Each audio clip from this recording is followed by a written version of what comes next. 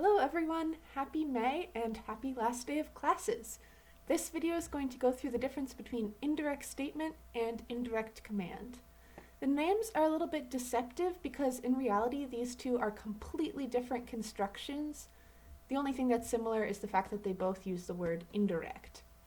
So first we get to indirect statement. So an indirect statement is a statement that starts off with a verb of saying, thinking, seeing, writing. So it's some sort of verb of perception or communication that could take an indirect statement. So if I see that my friend is walking down the street is different than just the sentence, my friend is walking down the street. If I see that, that's setting up the indirect statement. So it's not a straightforward statement or a direct statement because some verb of seeing or communicating or perceiving is going on that makes it indirect. It's another added level. Versus indirect command, similarly indirect, but not a statement in this case. So an indirect command relies on a verb of command. So a verb of ordering, begging, asking, demanding, expostulating, any synonym of that you want, some sort of word that means you could command someone. So a direct command would be, you, stop. But an indirect command would be, I order that you stop, or I beg that you stop, or I am asking that you stop.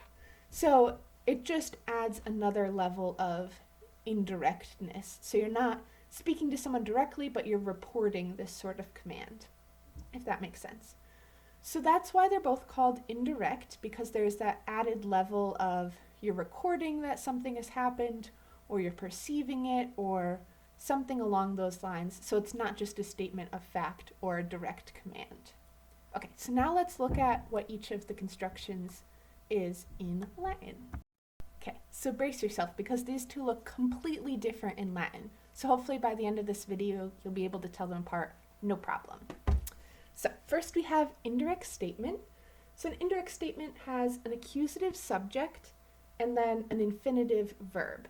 So I say that he, in the accusative, goes to the store. Goes would be in the infinitive.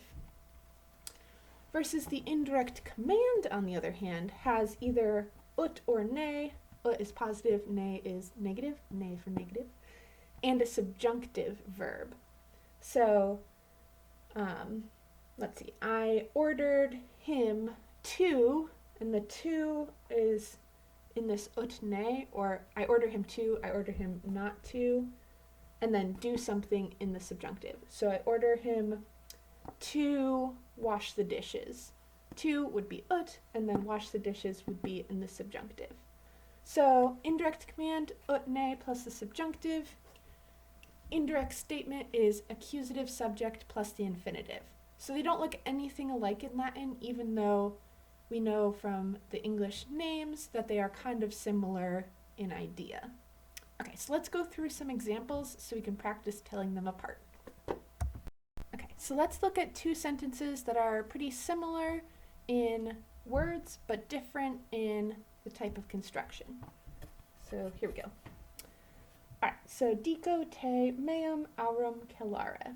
And then we have down here, oro ut meum aurum celes. So both have meum aurum, but they have different constructions. So this first one, we have dico. And dico, if you look it up, means I say. So it's definitely a verb of speaking, and therefore you would expect an indirect statement. So you look through the rest of this sentence, and you see you have an accusative, which looks like it might be the subject, and you have an infinitive. So accusative plus infinitive, it is indeed indirect statement, which we guessed already from the verb. So this one's going to be indirect statement. So then we look down at the second one, and we have oro, which means I beg or I pray, in the sense of like, I pray, tell me, what is your name? But we can say I beg for better English. So I beg that. I beg is one of our words that sets up an indirect command, as we saw before. So probably indirect command. We look through the rest of the sentence. we do have an ut or a ne. We have an ut right here. And keles must be subjunctive because it comes from kelara. So present subjunctive, we fear a liar. So it's an E in the first conjugation. We know this is the first conjugation. So this must be a present subjunctive. So ut plus the subjunctive and a verb of commanding must be indirect command. So then how to translate these two sentences?